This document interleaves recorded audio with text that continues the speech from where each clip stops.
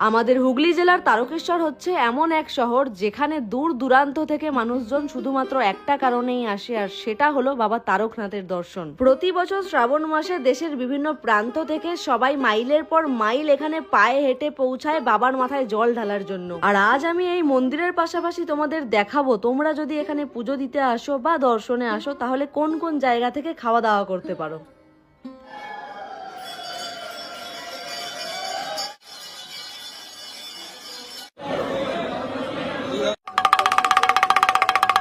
দাদা, তারকেশ্বর এই মন্দিরে ভিড় মেন কোন সময়টা হয়? শ্রাবণ মাসে।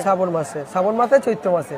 আবার মাথায় যদি জল ঢালতে চান তাহলে সকাল 6টা থেকে 9:30টার মধ্যে আসতে হবে, আর 11টা থেকে 1:30টার মধ্যে। মাঝখানে যে 1.5 ঘন্টাটা অফ থাকে সেটা হচ্ছে বাবার নিত্য সেবা পুজো হয়। তারকেশ্বর সম্বন্ধে অনেকের একটা ধারণা আছে, মানে অবশ্যই পান্ডা, হ্যাঁ পান্ডা। আর এটা কিন্তু আমিও ফিল করেছি। পান্ডা ধরলেও যে অসুবিধা হবে তা নয়, পান্ডার সঙ্গে সরাসরি সবকিছু খোলাখুলি কথাটা আগে বলে নিতে হবে, কত কি দেয়া যাবে না দেওয়া যাবে আর কি কি লাগে পুজোতে, এই জিনিসটা আগে জেনে আসবেন। আচ্ছা ঠিক আছে, তাহলে আর আপনাদের অসুবিধা তো সেরকম ভাবে কোনো কারোরই হবে না। ওই দিকেই গেলে হচ্ছে বাবার মন্দিরের গেট, আর এখানে লাইন দিয়ে মানে সারিবদ্ধভাবে প্রচুর দোকান রয়েছে। দাদার এখানে যেরকম দোকান রয়েছে সেরকম কিন্তু এখানে লাইন দিয়ে প্রচুর দোকান আছে, মানে এই লাইনটাতে পুরোই এই সমস্ত কিছুর দোকান, মানে পুজোর সামগ্রী থেকে শুরু করে বাকি সবকিছু। আর কি সারা বছর খোলা থাকে? হ্যাঁ, 12 মাসে। লাস্টবার আমি তারকেশ্বরে এসেছিলাম অনেক ছোটবেলায়, ধরে নাও আজ থেকে 20 বছর আগে।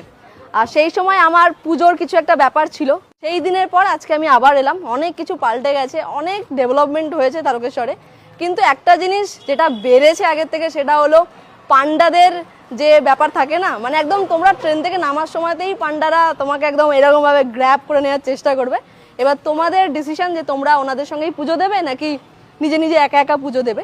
মন্দির থেকে এখন সবে বেরোলাম, আর বেলা বাড়ছে, পেটে খিদেও বাড়ছে, সকালের ব্রেকফাস্টটা করতে হবে।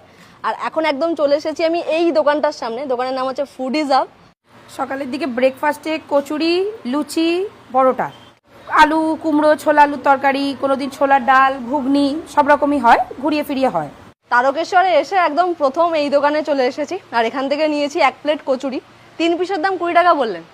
কচুরির এই হচ্ছে এক একটা সাইজ, মানে বেশ বড় বড় সাইজের। আপাতত আমি এটা দিয়ে সকালের জল খাবারটা কমপ্লিট করি, কারণ অনেক সকালে বেরিয়েছি, প্রচণ্ড খিদে পেয়ে গেছে আমার।